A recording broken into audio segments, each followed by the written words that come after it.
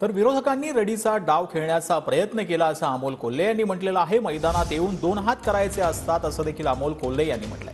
रडीचा डाव खेळून अर्ज बाद करण्याचं षडयंत्र रचलं गेलं असं देखील अमोल कोल्हे यांनी म्हटलंय। तर अमोल कोल्हेंना सर्वदूर आढळराव पाटीलच दिसायला लागले तशी टीका आढळराव पाटलांनी केलेली आहे। वाटतंय की विरोधकांनी जो रडीचा डाव खेळायचा प्रयत्न केला, अरे मैदानात येऊन दोन हात करायचे असतात, मैदानात पठ्ठ्या येऊ नये म्हणून रडीचा डाव खेळून आपला अर्ज बाद करण्याचं षडयंत्र, रडीचा डाव खेळून आपला अर्ज बाद करण्याचं षडयंत्र आज रचण्यात आलं होतं। पण अर्ज आपला वैध ठरला आणि त्याची जणू ही विजय मिरवणूक।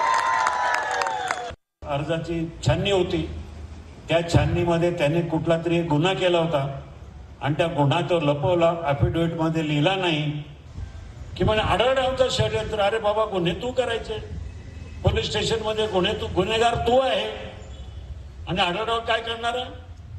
आता त्याला फक्त आणि फक्त आढळराव सगळीकडे दिसायला लागला।